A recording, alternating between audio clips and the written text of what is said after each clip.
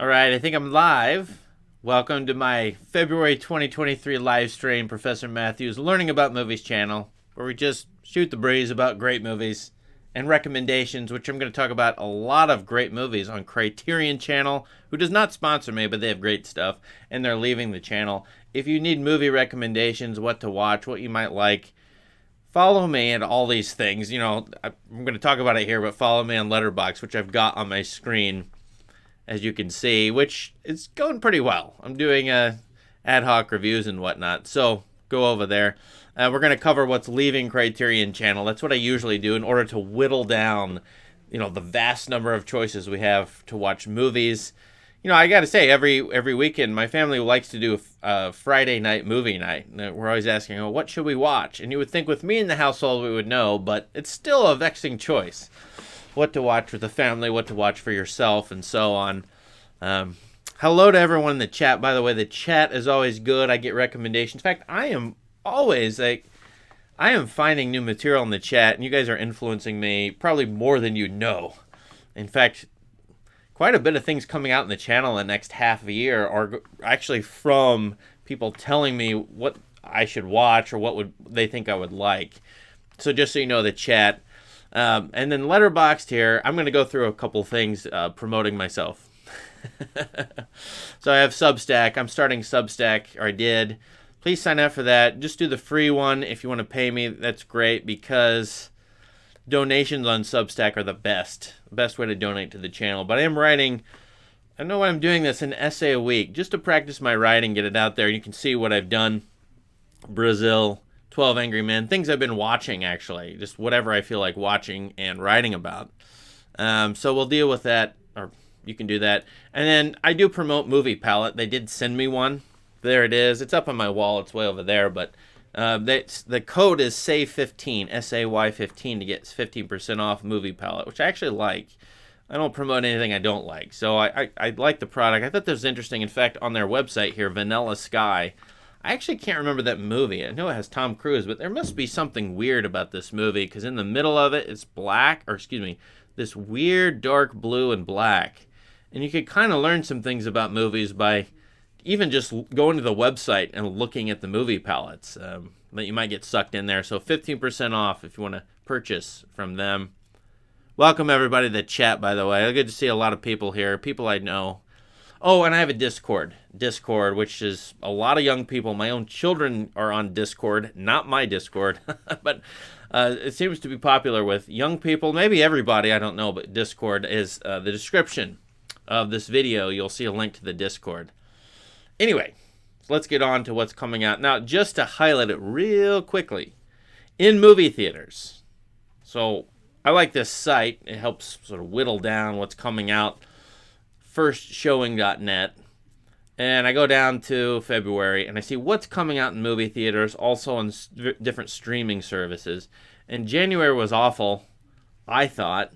I mean, I didn't actually go to any of these movies, so maybe I shouldn't say it's awful. I just thought the number of choices I was very interested in, and you might be interested in, maybe slim, even though there's a lot of releases. So possibly there's something good in this January. I just didn't get to it. Or I wasn't interested, or my movie theater wasn't showing it. So we get into February, and I feel pretty similar. So I feel like we're in a downtime for movies. New releases, at least. But nevertheless, we have all of movie history on streaming services. The one I thought was interesting I don't know what to do with this, is every January there seems to be a new Liam Neeson movie, some of which are ridiculous. Ridiculously fun. Some are just stupid. He's doing Philip Marlowe. I'll pull this up here. A 1930s crime noir. Now that I'm all in on. I love that stuff. I love the books. I love the movies. I think he's a little too old for this role. Isn't he 70 years old? That's a little too old for a Southern California gumshoe in the 1930s, but we'll see. This is a different fare for him, I suppose. So if you like this stuff, here you go. I hope this comes to a theater near me. Poster looks kind of classic. So there you go. I don't know what else to do with this stuff. And Ant-Man is coming out. And I'm not sure about streaming. So with all that said, you go to these streaming services and you subscribe to them. And Netflix, HBO Max. I'm out on Netflix. I don't like what they're putting out. I don't understand it. But HBO Max is quite good. I like their website. We could look at that. But I like Criterion Channel for a lot of reasons. It's people, human beings, curating a website for other people. And it's not algorithmic as far as I can tell. Maybe it is a little bit, but I don't think so. So that has some attraction because you have people who know a lot about movies, curating movies for you, creating collections. I like that. Whoops, I didn't mean to click on that. That's the birds.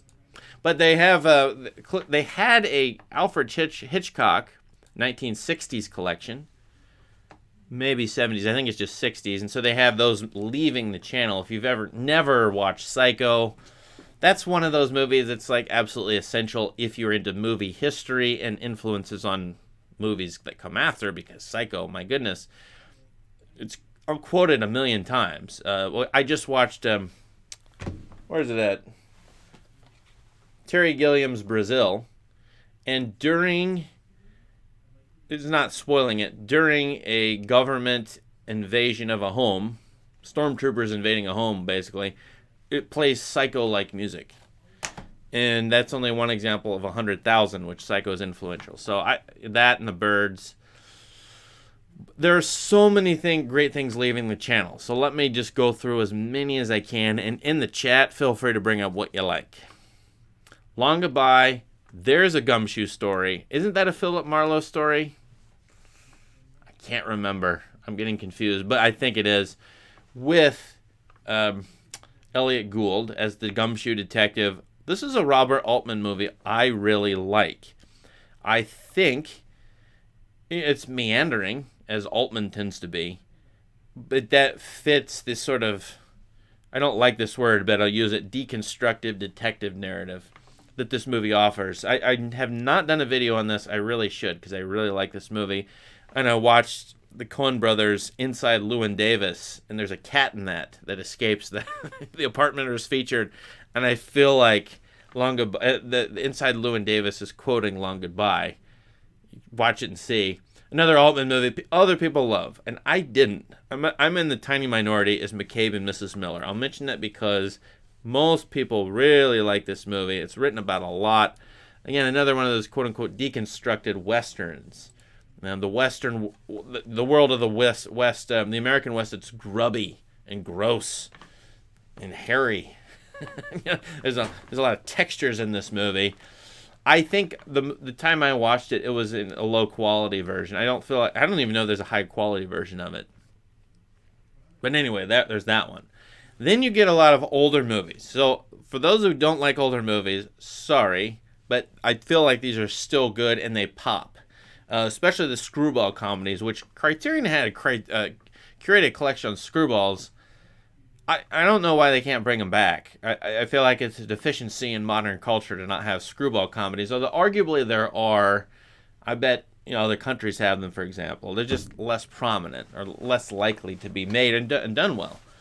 But so there's a Capra, very famous Capra movie. I don't think it holds up, but at the time, wildly popular, wildly famous. It happened one night. And then you get Preston Sturges, who I've covered on my channel.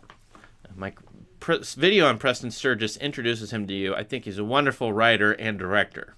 And he really gets into his stride here. I think some of those Sturges movies are leaving. His Girl Friday is a classic screwball comedy. But the one I really like is My Man Godfrey. I did a video on that. I love it. It's about a down-and-out tramp or hobo figure who's adopted into a rich family as their servant.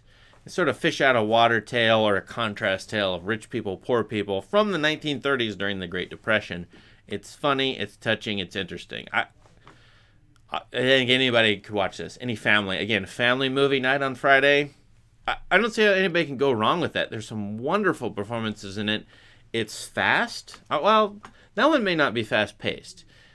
But you will be surprised if you've never seen a screwball comedy how fast-paced they are. I mean, His Girl Friday, boom, boom, boom. But the Sturges movies, the Lady Eve, and the other ones down here, the Palm Beach Story, I mean, they are so quick that they seem hyperactive, even to people today, I feel like. So there's that. Ball of Fire. I've never seen Hawks' Ball of Fire. I should probably watch that, but I love Sullivan's Travels. Coen Brothers loved it. They quoted it umpteen thousand times. Oh Brother, Where Art Thou is based on that, because that's a movie in Sullivan's Travels. Oh my goodness, there's so many movies here. Tootsie. Do you guys like Tootsie or not? Would you recommend it? It's been a while since I've seen Tootsie. It does have Bill Murray. It does have Dustin Hoffman. Cross-dressing. I have not watched it in a while. The last time I saw it about 15 years ago, I was like, It was not as good as advertised. But I could be wrong about that. So feel free to let me know if you like Tootsie, because that may be of interest to people. A man, the premise is, if you don't know it, a man is an actor, Dustin Hoffman. He can't get an acting role, so he dresses up as a woman and then gets acting jobs and becomes famous, I think, as his female alter ego, but he doesn't tell anybody, and nobody knows that the woman that he's portraying is actually a man dressed in woman's clothing.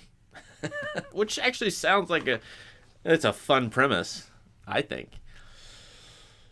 All right, let's keep going. Videos. I did one on underrated westerns. It came out last week as of this video. I don't think I put The Far Country on there, although I can't remember. Jimmy Stewart made a bunch of very good westerns in the 1950s up to the 60s.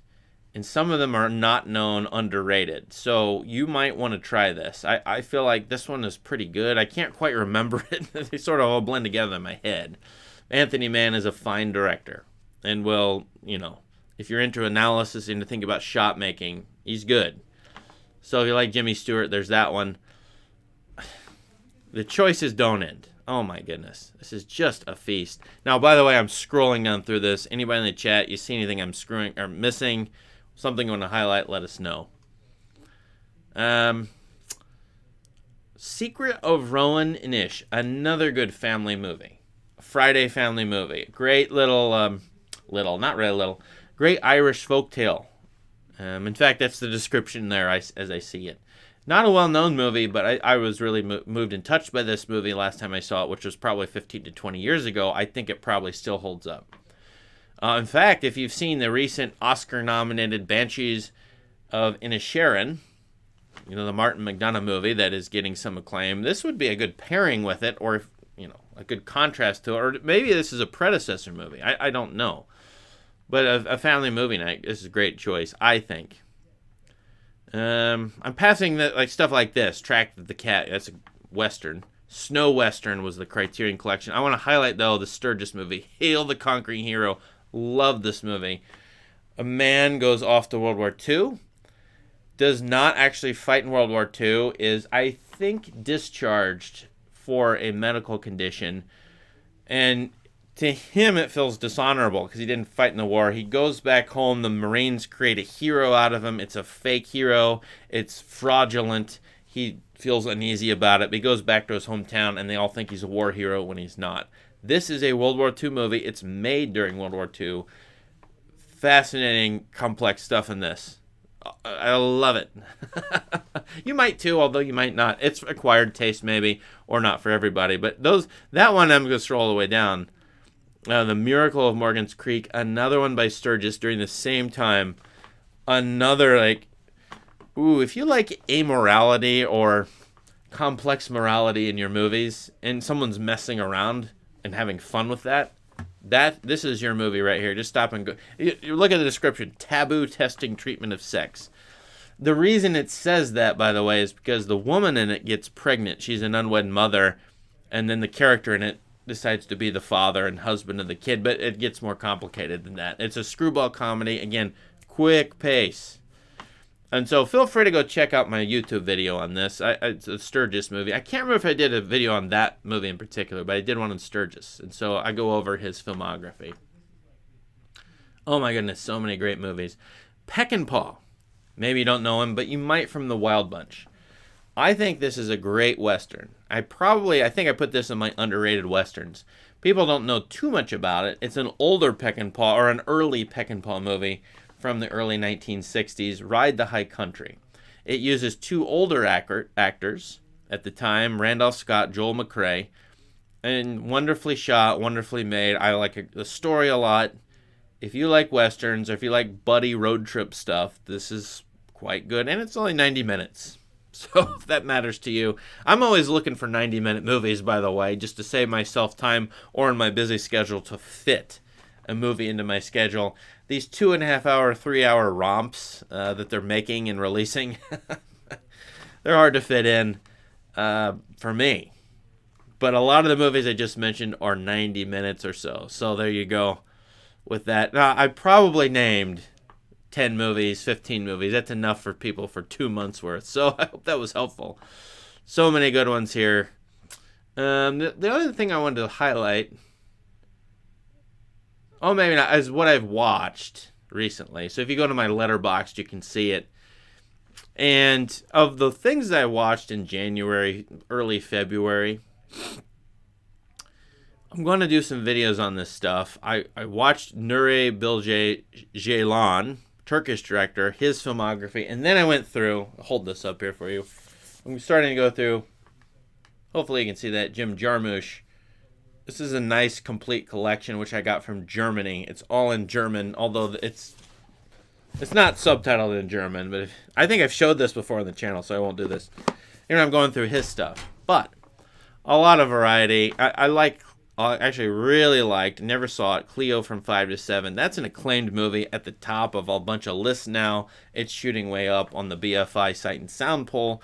I thought it was a legitimately great movie. I probably wouldn't put it in my top 10, but it doesn't matter. It's really good. I liked it. I thought it was a joyful movie. There aren't a lot of joyful movies as opposed to like downers, tragedies, sad dramas. There's a lot of those. It's rare to find a joyful movie, so I like that. I think a lot of people on this channel will like Wild Pear Tree. That is Ceylan's most recent movie. It is 3 hours. It's a boy's tale, a growing up in Turkey tale. A kid from rural Turkey, but he's an artist. So that contrast of rural setting, people are fairly uneducated, more into farming, less into art, and then this kid wants to be a writer. Now, that's a typical Western story. Ceylan is riffing on them, but the Turkish flavor, the shot making this is great. So if you like the slow burn, coming-of-age story, artist out of his element, this is a really, really good movie. What else? Grave of Fireflies. People recommended that to me. We like that. I love the Jarmusch movie Stranger Than Paradise. So we can argue about which Jarmusch, but I thought that was amazing. What do you guys think about that? Actually, by the way, what would you recommend? Anything that you've seen that you liked, put it in the chat. I love to check out your stuff. I'm going to look at the chat now, actually, and interact with you, because that's what I love to do. It's very fun. And Discord, by the way, if you want to contact me, I'm not looking much at the comments anymore. I'm looking at them on the YouTube channel, but it's hard for me to interact there. Easier on the Discord right now. So at me, go on my Discord, at me there. We can talk there. Did I do a video on Gene Dealman? I'm starting from the bottom here. I did a Substack. So I'm pulling that up. I did watch it. I watched Gene Dealman, and there is my opinion on it. So if you subscribe to my Substack, you can get, I think, the last 6 months. I can't remember what I set it at, the archive, but you can go there. Free subscription. Go there, Gene Dealman, which is now ranked the #1 movie ever, according to BFI Sight and Sound poll. And is it worthy of that? I had to watch it because I hadn't. A deficiency on my part. I did remedy that. I watched it. And I had some thoughts. So I didn't do a video, but I did a Substack. So that's answer your question. I'm going to go back up. I saw some great things there. Hello, Alan. Great to see you again. The next movie for me, I'm reading a comment. The next movie for me is Babylon. Mixed reviews or what? Do you guys like Babylon? This was released recently. I did not go see it. I'm typing it into Google and it's telling me Babylon is the capital of ancient Mesopotamia. Yes, thank you very much. It's a movie set in the 1920s in the Jazz Age, and funny enough, I did see a clip from it yesterday on Twitter. Someone posted a clip, and it was a jazz club wild, crazy dance. I don't think that's what jazz clubs in the 1920s looked like exactly. I'll put this up here. There you go. See if I get the... Oh, you saw me search for it. Yeah. Babylon. Brad Pitt, Margot Robbie, blah, blah, blah, blah, blah. It just looks like one of these excess hedonistic things, and one wonders what the movie does with it.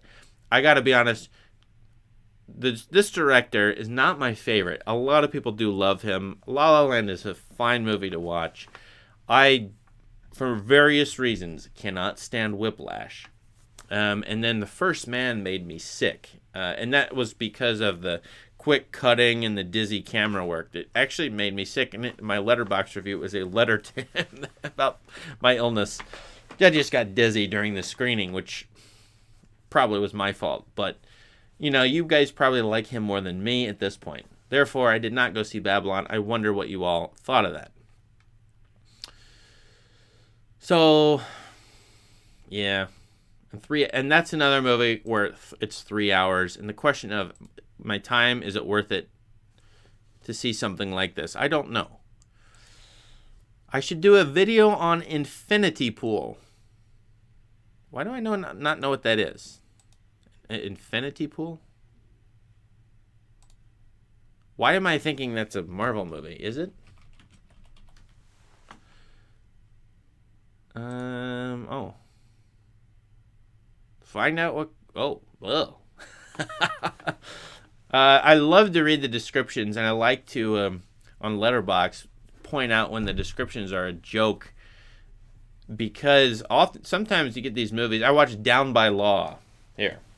I like the... Oh, here we go. Here's a discussion point for you.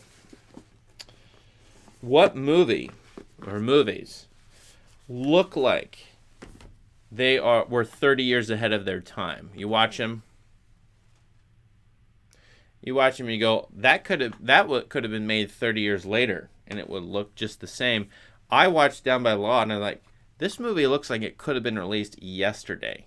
It is so crisp, so well shot. Part of that's the black and white cinematography, and remarkable.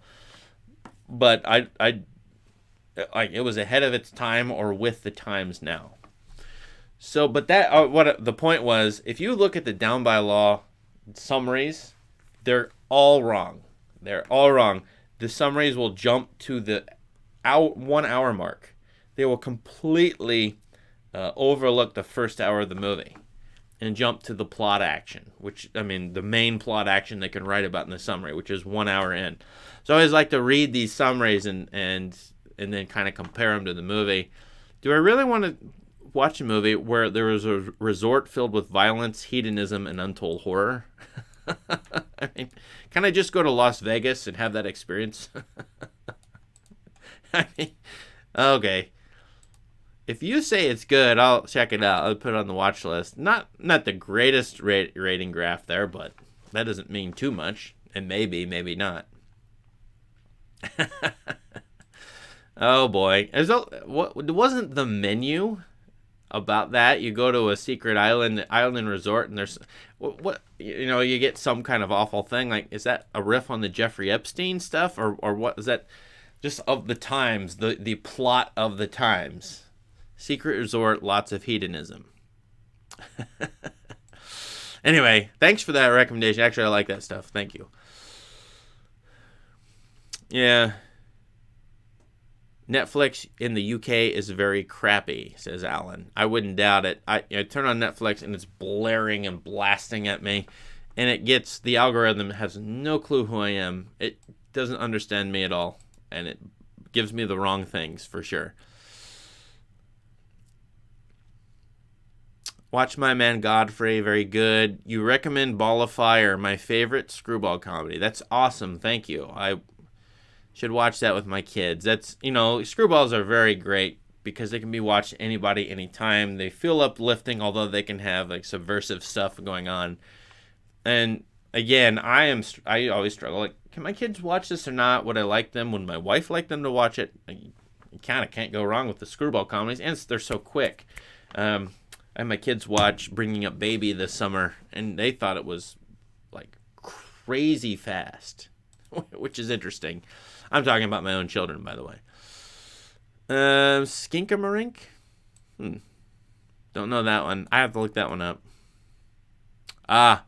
Miami Vice. I did have to rectify my error. I haven't watched all the Michael Mann movies ever made. I have loved his early work. Thief and Manhunter, very good. Miami Vice was very interesting. A lot of... actually, let's look that up. First of all, it was maybe ahead of its time in doing the retro 80s thing. Bringing back the 1980s, because that was a 1980s TV show. And this was released in 2006. It would fit right in today, obviously, with all the retro stuff. But look at that graph. Right there. That is one bizarre Letterboxd graph. That is absolutely... Like, most Letterboxd ratings are going to be... will look like groupthink. I won't accuse anybody of that, but they'll be like concentrated in a band. So between the 3.5 and 4.5, between the 2.5 and the 3.5, something like that. This one's like, except for the last couple, all over the place. Look at all those 5-star, but then look at all the 3-star. Like, that's the biggest one, and yet there are a lot of enthusiasts here. And then there are people who don't like it. So I was kind of fascinated to watch it and like think about the different ways you could watch this and why you might love it. As a bunch of critics I like do, or despise it or not like it very much. And fascinating to think about all the different perspectives by which you can come to this movie. I think, yeah, in a way, it's an American James Bond tale. That's what I thought it was. It was fun in that sense. So there. You can read my Letterboxd about that. Hippolito says, welcome.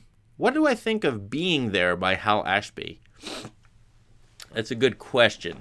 Hal Ashby is one of my favorite directors. Still, after a long time watching his stuff. For example, I watched The Last Detail, or The Last Detail. You could say it both ways. With Jack Nicholson, and I did a video on it, which will come out this year. Wonderful Hal Ashby movie. It's not for everybody. It's like a buddy jaunt around parts of America. If you've not seen this movie, I recommend it. Although you have to be into. I realize it will seem plotless, but it's not. So Hal Ashby's last good movie is Being There. I've always heard about it before I watched it as a really interesting political tale, symbolism, description of Washington, D.C. I had a political science professor who loved it and recommended it. I've had several other academics like that say, yeah, watch Being There. It is a very good movie, no doubt about it. Not my favorite Ashby movie, though, as it turns out. And I did a video on Hal Ashby, on my channel. Kind of an introduction to his work. And I like other stuff. I actually like Shampoo quite a bit. And quite a bit better in terms of the political digs he's taking at people in the times. Maybe Being There is slower paced. And maybe a little bit more abstract. But I feel like less black comedy than it ought to be. But I don't criticize it. I'm just saying I'm trying to figure out why I don't like it as much as Hal Ashby's other stuff, which really, really is enjoyable to me. Harold and Maude, Being There, Last Detail, Shampoo. Those are all fantastic movies. Landlord, very good. Coming Home, interesting Vietnam movie. But I probably like these two, Harold and Maude for sure, which I haven't done a video on. I should do one on that. Have not seen Avatar 2. I'm being asked Avatar 2. No. Some people liked Babylon. Okay, good. Babylon was all show and no substance. Okay. Which, yeah. The two best movies you've... Ornamental Hairpin and Victor Victoria. Interesting. 2001. Oh, there's lots of great comments now. Great. Yes, Brandon Cronenberg is the son of David. Why are there so little Buñuel? I never pronounce that right. Videos on my channel. Good question. I don't know. I did Bill de Jour. I feel like he is a little elusive to me. There are some movie makers, some movies from certain places I feel like I don't know enough about, therefore I don't want to talk in public a lot about them just yet. And I do think he's one of these that I don't have a good grasp on just yet. Here is his filmography. I really like some of these movies. I'm not as high on them as some others, like this one, Discreet Charm of the Bourgeoisie. I've always heard that was a great movie. I understood it intellectually. I didn't get into it. Which one would you like me to do, or what should people talk about? Now, the one that's popping out as I look at this list is The Exterminating Angel. That was a very interesting movie, and I would recommend looking at it if I were you. Simon of the Desert was weird. I actually haven't seen his Fall of the House of Usher. What the heck would that be like? Buñuel has a strange career. I would recommend looking into him as what would you call him? Kind of a surrealist, kind of Kafka-like, but different. Yeah, check him out as a director. You might like that. The Room. Oh, well, someone says The Room has the funniest letterbox graph.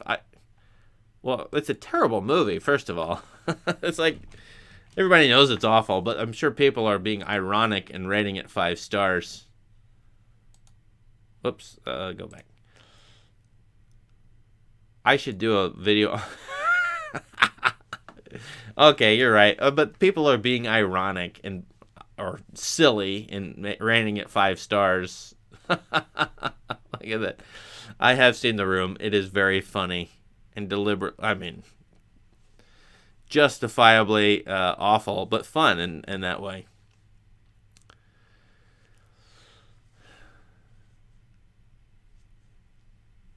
Yeah.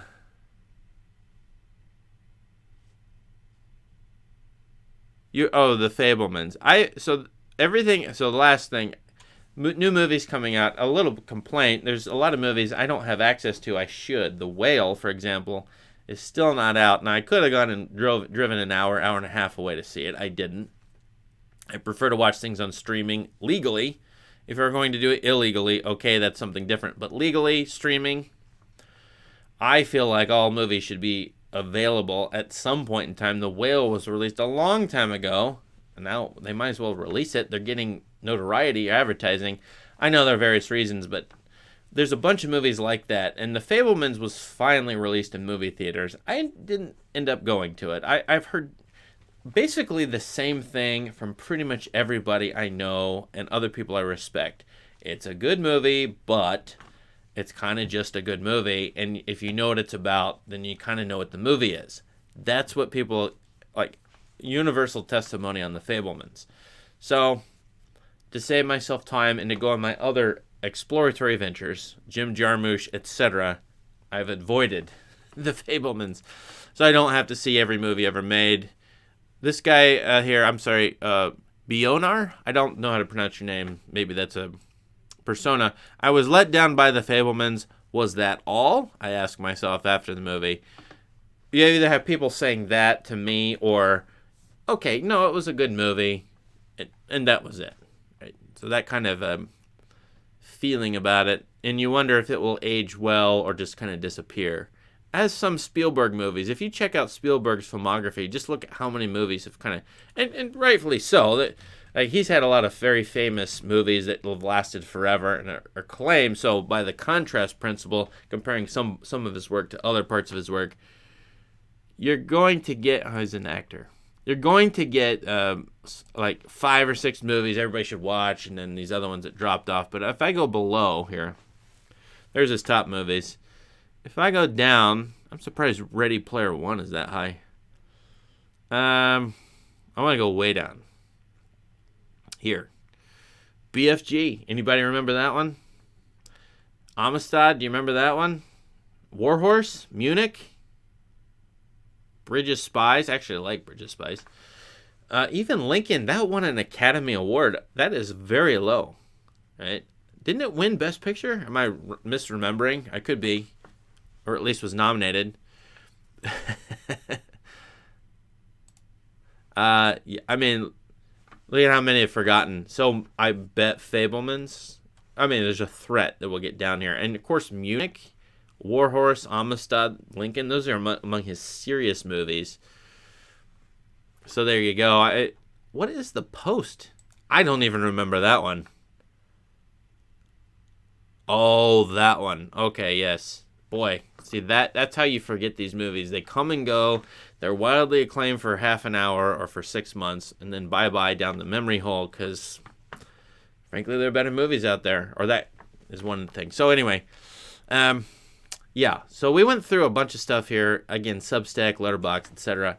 Thank you for those great comments. Everyone check out the comments and my stuff. Always great to see you all. Really appreciate your interaction. Some of you I know from Discord and other things, so thank you so much. I gotta go. Gotta go back to work. See you all later. Bye-bye.